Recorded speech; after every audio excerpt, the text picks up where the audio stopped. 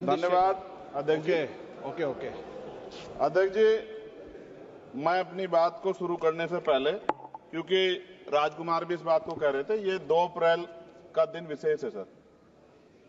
मैं जेल में था सहारनपुर, 2 अप्रैल 2018 को आंदोलन हुआ, 13 नौजवानों ने शहीदगी दी सर। मैं उनको नमन करता हूं सर। और आज फिर 2 अप्रैल है, एक और शहीदगी की तैयारी लग रही।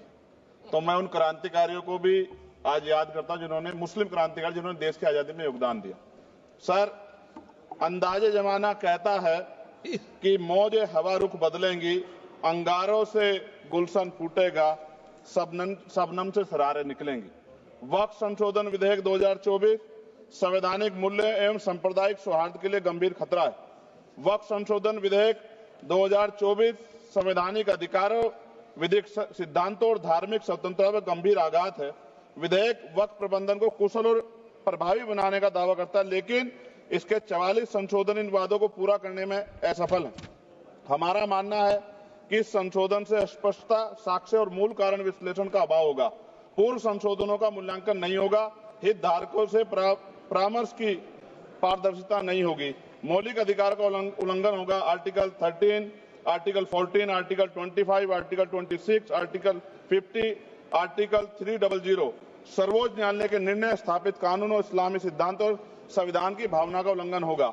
असत्य वादे बनाम वास्तविक प्रभाव, विधेयक सुधार और सशक्तिकरण का दावा करता है, लेकिन वास्तव में धार्मिक संपत्तियों के पुनः वर्गीकरण, जब्ती का प्रावधान संशोधन 39A, ऐतिहासिक मस्जिदों, कब्रिस्तानों को सरकारी संपत्ति घोषित करना, जिससे सांप्रदायिक तनाव पैदा हो सकता है। जिलाधिकारियों को अत्यधिक अधिकार प्राप्त करना, संशोधन 4B, जिलाधिकारी सर सरकार के होते हैं, वो सरकार के हिसाब से काम होते हैं। यहाँ जितने MP बैठे हैं विपक्ष के, इनसे पूछ के देखो कि इनके जिले में क्या हाल है। इनका जिलाधिकारी सुनता नहीं सुनता, MP बैठे हैं, पूछ के देखो विपक्ष के, आपको पता लग जाएगा।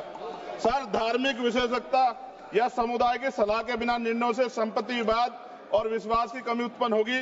ट्रिब्यूनल की शक्ति कमजोर करना और मुस्लिम प्रतिनिधित्व हटाना, संशोधन 10B, धार्मिक कानून की त्रुटिपूर्ण व्याख्या और पक्षपाती निर्णय, दानकर्ता इच्छा की उपेक्षा व धार्मिक स्वतंत्रता का हनन, संशोधन 5A, दानकर्ता द्वारा समर्थन वापस, जिससे सामुदायिक संस्था कमजोर हुई। गैर मुस्लिमों द्वारा स्थापित वक्फ सुरक्षा समाप्त करना, संशोधन 104 की समाप्ति, अंतर धार्मिक सौहार्द प्रभावित होगा। सर, सदियों पुरानी धार्मिक संपत्तियों पर सीमा अधिनियम लागू करना, संशोधन 27B, कब्जा की गई संपत्तियों की स्थायी हानि, धार्मिक विषयों को दरकिनार कर वक्फ निर्धारण करना, संशोधन 6C, धार्मिक ज्ञान के अभाव में संपत्तियों गलत वर्गीकरण, पंजीकृत वक्फ घोषणाओं को अपराध घोषित करना, संशोधन 312, भय के माहौल में धार्मिक दान में गिरावट, मनमाने सर्वेक्षण को और वर्गीकरण की अनुमति देना, संशोधन 8A। धन्यवाद वकील साहब। सर, अभी पूरा दो जाने दो। सारी धाराएं पढ़ दोगे आप तो? सर, 2 मिनट में खत्म करूंगा और ये इंपॉर्टेंट है सर, मौका दीजिए सर। बिना जवाबदेही के बड़े पैमाने पर वक्फ संपत्तियों का पुनः वर्गीकरण, प्रशासनिक भ्रम और प्रभावशीलता को नुकसान पहुंचा, संशोधन 12D, कानूनी विवादों और कुप्रबंधन को वक्फ बोर्डों की विश्वसनीयता का नुकसान, अस्पष्ट आधारों पर राज्य द्वारा वक्फ बोर्ड को भंग करने का अधिकार, संशोधन 3C, राज्य के व्यापक विरोध प्रदर्शन, धार्मिक लक्ष्य का लक्ष्य, सार्वजनिक हित के नाम पर वक्फ प्रशासन पर पूर्ण नियंत्रण, संशोधन 37C2, व्यापक स्तर पर अशांति विरोध प्रदर्शन, कानून व्यवस्था गंभीर स्थिति।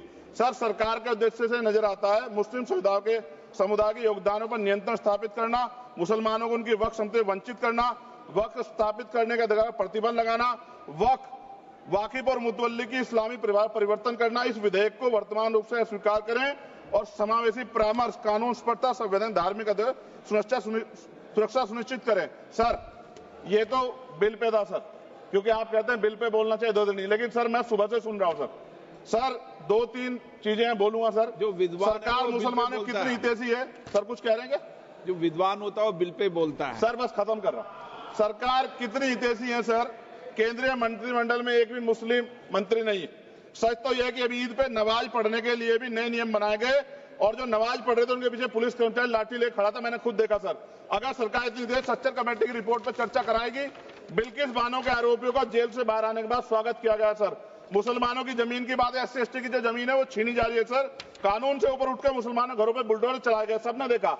सुरक्षा की बात करते हैं, लिंचिंग की गई, मुसलमान मारे गए सर।